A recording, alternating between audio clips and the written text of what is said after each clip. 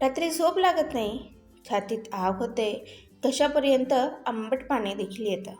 जेवणानंतर पोट इतकं फुगतं की बसवतही नाही. तर सावधान, कारण सुरुवातीला साधी वाटणारी ॲसिडिटीसुद्धा पुढे जाऊन मोठ्या आजाराचं कारण बनू शकते. आणि सर्वात धक्कादायक गोष्ट माहिती आहे काय आहे? काही लोक रोज ॲसिडिटीचा गोळ्या खातात, पण नकळत त्यांच्या शरीराचं आणखी नुकसान होत असतं. मग आजच्या ह्या व्हिडिओमध्ये मी तुम्हाला सांगणार आहे ॲसिडिटी कमी करणारे 15 जुने घरगुती उपाय, जे आपल्या आजी आजोबांच्या काळापासून वापरले जात आहेत. यामध्ये असे काही उपाय आहेत जे छातीतली जळजळ काही मिनिटात शांत करू शकतात. आणि शेवटी मी तुम्हाला 7 अशा चुका सांगणार आहे ज्या 90% लोक रोज करतात आणि म्हणूनच त्यांची ॲसिडिटी कधीच पूर्ण बरी होत नाही. म्हणून हा व्हिडिओ शेवटपर्यंत नक्की पहा, कारण शेवटचे उपाय खूपच जबरदस्त आहेत.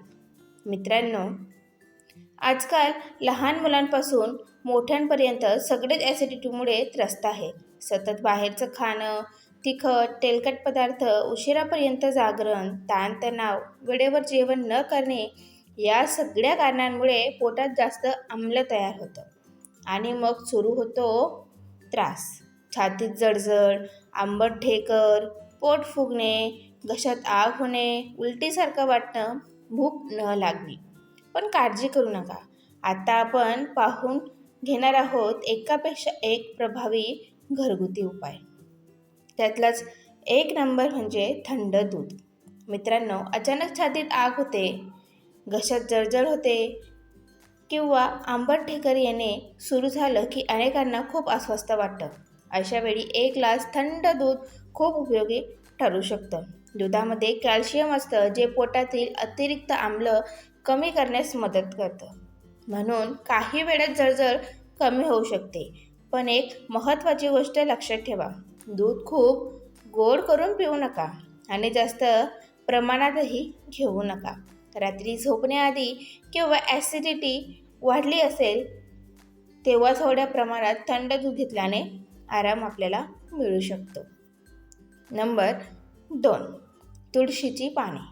तुळशीला आयुर्वेदामध्ये खूप महत्त्व दिलं गेलं आहे. तुळशीची पाने शरीरातील उष्णता कमी करण्यास देखील मदत करतात, तसंच पोट शांत ठेवतात. जर तुम्हाला वारंवार ॲसिडिटी होत असेल तर सकाळी रिकाम्या पोटी 5 ते 6 तुळशीची पाने स्वच्छ धुवून चावून खा. किती तुम्हाला अनुभव येतो ते पण तुम्ही मला कमेंटमध्ये सांगा. किंवा तुळशीची पाने करूनही पिऊ शकता. यामुळे पचन सुधारतं, गॅस कमी होतो, छातीतली आग कमी होण्यास देखील मदत होते. नंबर 3, बडीशेप. जेवल्यानंतर अनेक हॉटेलमध्ये बडीशेप का दिली जाते माहिती आहे का? कारण बडीशेप पचनासाठी खूप फायदेशीर मानली जाते. ती पोटातील गॅस कमी करते आणि आम्लाचं प्रमाण संतुलित ठेवण्यात देखील मदत करते. जेवल्यानंतर अर्धा चमचा बडीशेप हळूहळू चगळा. तुम्ही बडीशेपचं पाणीही पिऊ शकता. त्यासाठी 1 ग्लास पाण्यात बडीशेप टाकून उकळा आणि ते पाणी थंड झाल्यावर आपण पिऊ शकतो. नंबर 4, गूळ. गुळामध्ये नैसर्गिक गुणधर्म असतात, जे पचन सुधारण्यास मदत करतात. जेवल्यानंतर छोटासा गुळाचा तुकडा खाल्ल्याने पोट शांत राहतं, जळजळ कमी होण्यास मदत होते, अन्न पचायला मदत होते. पण मधुमेह असणाऱ्यांनी गूळ जास्त प्रमाणात खाऊ नये. आता नंबर 5, आणि आता सध्या उन्हाळ्याचा टाईम आहे तर हा उपाय खूप बेस्ट आहे. नारळ पाणी. नारळ पाणी शरीरासाठी अमृतासारखं मानलं जातं. हे शरीरातील उष्णता कमी करतं आणि पोटाला थंडावा देतं. जर तुम्हाला उन्हाळ्यात जास्त ॲसिडिटी होत असेल तर नारळ पाणी खूप फायदेशीर ठरू शकतं. हे शरीर हायड्रेट ठेवण्यासही खूप मदत करतं. नंबर 6, जिरे पाणी. जिरे पाणी हा जुना आणि खूप प्रभावी उपाय आहे. एका भांड्यात 1 ग्लास पाणी घ्या आणि त्यात 1 चमचा जिरे टाका. हे पाणी चांगलं उकळा. थंड झाल्यावर हळूहळू प्या. यामुळे काय होतं, अपचन कमी होतं, पोट फुगणं कमी होतं, ॲसिडिटी शांत होण्यास देखील आपल्याला मदत होते. नंबर 7, केळं. केळं हे नैसर्गिक अँटासिडसारखं काम करतं. पोटातील अतिरिक्त आम्लाचा प्रभाव कमी करण्यास ते आपल्याला मदत करू शकतं. विशेषतः सकाळी किंवा ॲसिडिटी वाढल्यावर केळं खाणं खूप फायदेशीर मानलं जातं. पण जास्त पिकलेलं केळं किंवा खूप जास्त प्रमाणात केळं आपण खाऊ नये. नंबर 8. आलं. आलं हे पचनासाठी खूप फायदेशीर मानलं जातं. आल्यामध्ये असे गुणधर्म असतात जे पोट शांत ठेवण्यास मदत करतात. तुम्ही छोटासा आल्याचा तुकडा चावून खाऊ शकता किंवा आल्याचा चहा देखील घेऊ शकता. यामुळे काय होतं? मळमळ कमी होते, गॅस कमी होतो आणि आपलं जे पचन असतं ते देखील सुधारण्यास आपल्याला मदत होते. नंबर 9. ताक. ताक हे ॲसिडिटीसाठी खूप फायदेशीर पेय मानलं जातं. दुपारच्या जेवणानंतर 1 ग्लास ताक प्या. त्यात भाजलेले जिरे, थोडंसं काळं मिरं टाकलं तर अजून फायदा होऊ शकतो. यामुळे पोट हलकं राहतं आणि आपल्याला पचन सुधारण्यास देखील मदत होते. 10. ओवा. ओवा म्हणजे गॅस आणि अपचनाचा शत्रूच म्हणू शकतो आपण. अर्धा चमचा ओवा तोंडात टाका आणि कोमट पाण्यासोबत घ्या. यामुळे पोटदुखी कमी होऊ शकते, गॅस कमी होऊ शकतो, जळजळ देखील कमी होण्यास मदत होते. विशेषतः जड अन्न खाल्ल्यानंतर हा उपाय खूप उपयोगी पडू शकतो. म्हणजे आपलं जेवण पचवण्यास खूप आणि फायदेशीर हा उपाय आहे. नंबर 11. पुदिना. पुदिना हा नैसर्गिक थंडावा देणारा पदार्थ मानला जातो. जर तुम्हाला सतत छातीत जळजळ होत असेल किंवा जेवल्यानंतर पोट गरम झाल्यासारखं वाटत असेल तर पुदिन्याचा उपयोग होऊ शकतो. तुम्ही पुदिन्याची काही पाने पाण्यात उकळून ते पाणी पिऊ शकता किंवा पुदिन्याची पाने चावूनही खाऊ शकता. यामुळे काय होतं? पोटाला थंडावा मिळतो, पचन सुधारण्यास मदत होते, आंबट ढेकर कमी होऊ शकतात. उन्हाळ्यात तर हा उपाय खूप जबरदस्त आहे आणि खूप लोकांना याचा आराम देखील होऊ शकतो. नंबर 12. लवंग ही फक्त मसाल्यापुरती मर्यादित नाही, ती पचनासाठी सुद्धा उपयोगी मानली जाते. जर ॲसिडिटीमुळे सतत आंबट ढेकर येत असतील तर 1 लवंग हळूहळू चघळा. यामुळे तोंडातील चव सुधारते आणि काही लोकांना आराम देखील मिळू शकतो. पण लवंग जास्त प्रमाणात घ्यायचं नाही आहे, फक्त 1च लवंग घ्यायचं आहे. नंबर 13. कोमट पाणी. अनेक लोक सकाळ उठल्याबरोबर चहा पितात आणि हीच मोठी चूक ठरू शकते. त्याऐवजी सकाळी रिकाम्या पोटी कोमट पाणी पिण्याची सवय लावा. यामुळे काय होतं? पोट साफ होण्यास आपल्याला मदत होते, पचन सुधारतं, शरीरातील विषारी पदार्थ बाहेर पडण्यास आपल्याला मदत होते आणि हळूहळू ॲसिडिटीचाही त्रास कमी होऊ शकतो. नंबर 14. Aloe vera juice. ॲलोवेरा शरीरासाठी खूप फायदेशीर मानलं जातं. यामध्ये थंडावा देणारे गुणधर्म असतात. थोड्या प्रमाणात ॲलोवेरा ज्यूस घेतल्याने पोटातील जळजळ कमी होण्यास आपल्याला मदत होऊ शकते, पचन सुधारू शकतं आणि उष्णता देखील कमी होऊ शकते. पण कोणत्याही ज्यूस जास्त प्रमाणात घेऊ नका, फक्त नॉर्मल घ्यायचं आहे. नंबर 15. काकडी. काकडीमध्ये भरपूर पाणी असतं म्हणून ती शरीर थंड ठेवण्यास मदत करते. जर तुम्हाला विशेषतः उन्हाळ्यात ॲसिडिटीचा जास्त त्रास होत असेल तर रोजच्या आहारात काकडीचा समावेश करा.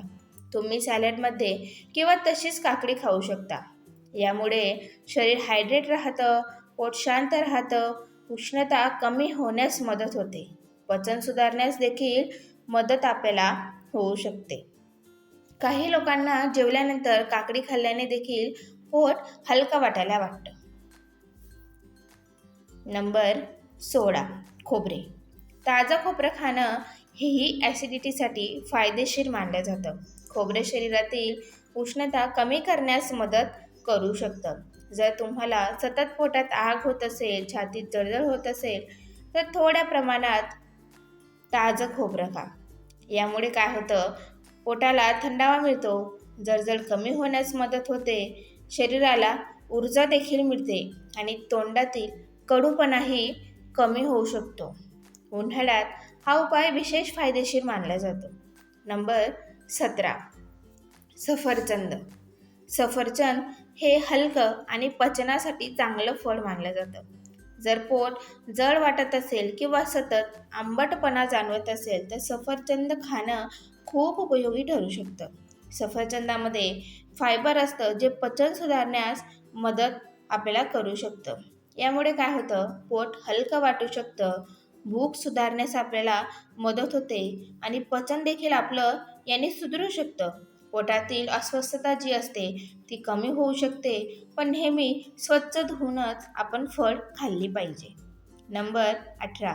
वेळेवर जेवण. सर्वात जास्त महत्त्वाचा पॉईंट हाच असतो.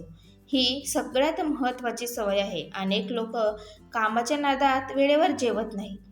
कधी खूप उशिरा जेवतात तर कधी तासनतास उपाशी राहतात आणि यामुळे पोटात जास्त आम्ल तयार होतं. आम्ल खूप तयार होऊ लागतं. म्हणून वेळेवर नाश्ता करा, वेळेवर दुपारचं जेवण करा आणि वेळेवरच रात्री खूप उशिरा जेवू नका. 8च्या आधी रात्रीचं जेवण करा. तसंच खूप वेळ उपाशी राहणं देखील टाळा. ही छोटी सवयसुद्धा ॲसिडिटी कमी करण्यासाठी खूप महत्त्वाची आहे. 19. जेवल्यावर लगेच झोपू नका. अनेक लोक रात्री जेवण केल्यावर लगेच मोबाईल पाहत पाहत झोपतात आणि ही खूप मोठी चूक ठरू शकते. जेवल्यानंतर लगेच झोपल्याने अन्न व्यवस्थित पचत नाही आणि ॲसिडिटी वाढू शकते. विशेषतः रात्री छातीत आग होणे, घशापर्यंत आंबट पाणी येणं हा त्रास जास्त वाढू शकतो.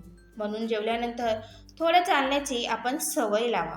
कमीत कमी 2 तासांनी झोपा. म्हणजे आपण 8च्या दरम्यान 8च्या आधी जर का जेवण केलं तर 10पर्यंत आपण झोपतो. बरोबर 2 तासाचा गॅप असतो. यामुळे पचन सुधारण्यास देखील आपल्याला मदत होऊ शकते. 20. ताणतणाव कमी करा. हो मित्रांनो, स्ट्रेसमुळे सुद्धा ॲसिडिटी वाढू शकते. सतत चिंता, राग, मानसिक ताण, झोप पूर्ण न होणे याचा थेट परिणाम आपल्या पोटावर होतो. म्हणून स्वतःला शांत ठेवण्याचा प्रयत्न करा. आता यामुळे काय होतं, वेळेवर झोपा, मोबाईल कमी वापरा, योगा किंवा ध्यान करा. सकाळी थोडा वेळ शांत बसा, सकारात्मक विचार करा. मन शांत असेल तर शरीरही निरोगी राहायला आपल्याला मदत होते. मित्रांनो, आजकाल छोट्या छोट्या सवयींमुळे मोठे मोठे आजार वाढत चालले आहेत. वेळेवर न खाणं, बाहेरचं जास्त ताणतणाव, रात्री उशिरापर्यंत मोबाईल वापरणं या सगळ्यांचा परिणाम आपल्या पोटावर होतो आणि पोट बिघडलं की पूर्ण शरीर बिघडायला वेळ लागत नाही. म्हणून स्वतःची आपण काळजी घेतलीच पाहिजे आणि घरगुती जे मी उपाय सांगितलेले आहेत ते तुम्ही नक्की करून पहा. पण त्रास जास्त वाढत असेल तर डॉक्टरांचा सल्ला देखील नक्की घ्या. व्हिडिओ उपयोगी वाटला असेल तर लाईक करा, तुमच्या मित्रमैत्रिणींना शेअर करा आणि अशाच आरोग्यदायी माहितीसाठी आपल्या चॅनल फौजी वाईफ निलिमाला सबस्क्राईब करायला अजिबातच विसरू नका. धन्यवाद. भेटू आता पुढच्याच अशा माहितीपूर्ण व्हिडिओसोबत. तोपर्यंत स्वतःची काळजी घ्या.